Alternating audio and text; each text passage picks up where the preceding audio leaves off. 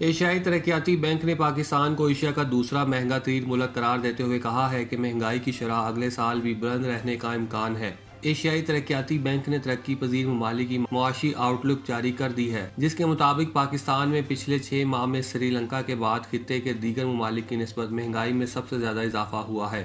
پاکستان میں مہنگائی 12% سے بڑھ کر 21%، سری لنکا میں 14% سے بڑھ کر 45% تک پہنچ گئی ہے۔ رواں سال پاکستان میں معاشی شرح نمو معتدل جبکہ مہنگائی کی شرح بلند رہنے کا امکان ہے۔ ایشیائی ترقیاتی بینک کا کہنا ہے کہ پاکستان میں مہنگائی کی وجہ IMF پروگرام کی بحالی کے لیے اقدامات اور تیل و خوراک کی عالمی قیمتوں میں اضافہ ہے۔ اگلے سال پاکستان میں معاشی شرح نمو میں بہتری کی امید ہے۔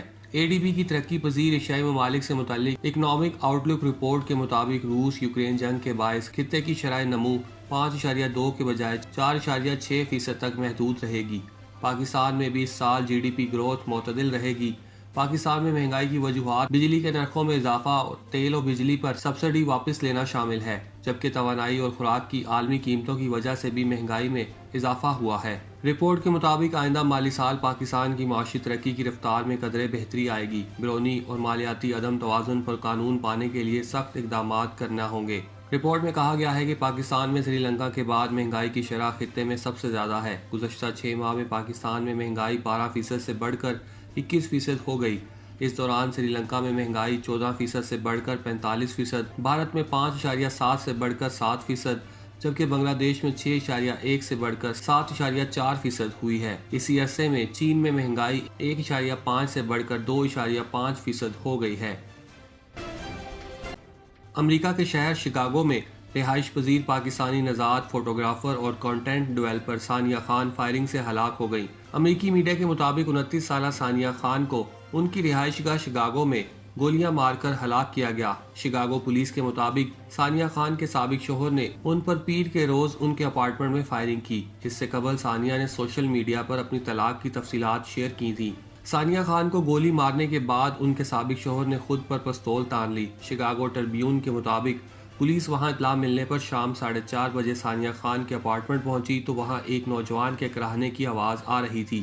جب پولیس ثانیہ خان کے اپارٹمنٹ پہنچی تو اس نے دیکھا کہ ثانیہ دروازے کے ساتھ مردہ پڑی ہوئی ہے۔ ان کی کھوپڑی کے پچھلے حصے میں گولیاں ماری گئیں۔ پولیس کا کہنا ہے کہ ان کے سابق شوہر راحیل احمد بیڈ روم میں بے ہوشی کی حالت میں پڑے ہوئے تھے اور ان کے سر پر زخم کا نشان تھا۔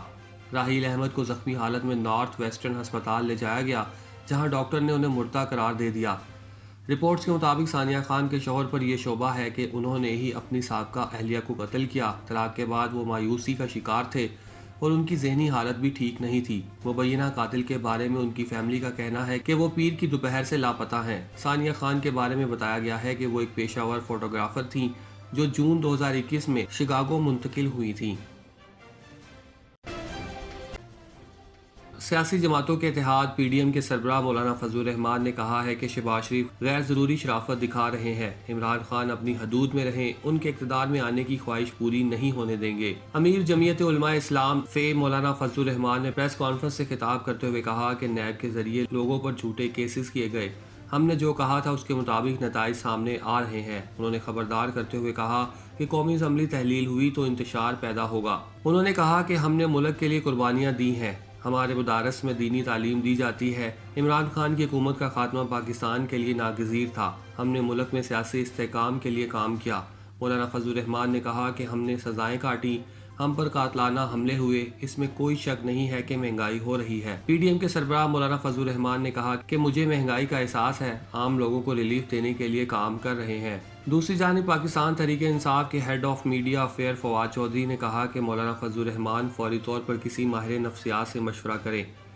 انہوں نے PDM کے سربراہ کو یہ مشورہ سماجی رابطے کی ویب سائٹ ٹویٹر پر جاری کردہ بیان میں دیا۔ سابق وفاقی وزیر اطلاعات و نشریات فواد چودھری نے امیر جمعیت علماء اسلام فے مولانا فضل الرحمان سے کہا کہ اعصابی تناؤ میں کمی کی دوا لیں۔ فواد چودھری نے اپنے ٹویٹر بیان میں کہا کہ ان کی آنکھوں سے پتہ چل رہا ہے کہ موصوف راتوں کو سو نہیں پا رہے، ورنہ ہمیں ان کو جیل کے اسپتال شفٹ کرنا پڑے گا۔ وائٹ ہاؤس کی جانب سے جاری بیان میں کہا گیا ہے کہ صدر جو بائیڈن کرونا وائرس کا شکار ہو گئے ہیں۔ ترجمان وائٹ ہاؤس کے مطابق جو بائیڈن مکمل طور پر ویکسینیٹڈ ہیں اور ان میں کرونا کی معمولی علامات ہیں۔ وہ وائٹ ہاؤس میں قرنطینہ ہو رہے ہیں اور وہیں سے اپنے فرائض سر انجام دیں گے۔ خیال رہے کہ 89 سالہ امریکی صدر पहली मरतबा कोरोना का शिकार हुए हैं। Shaji auto care foreign and domestic cars and SUVs की कंप्लीट ऑटो रिपेयर के लिए तशरीफ लाएं। Address 25 book street, Jersey city 07302। Contact number 201-240-0037 347-759-7797।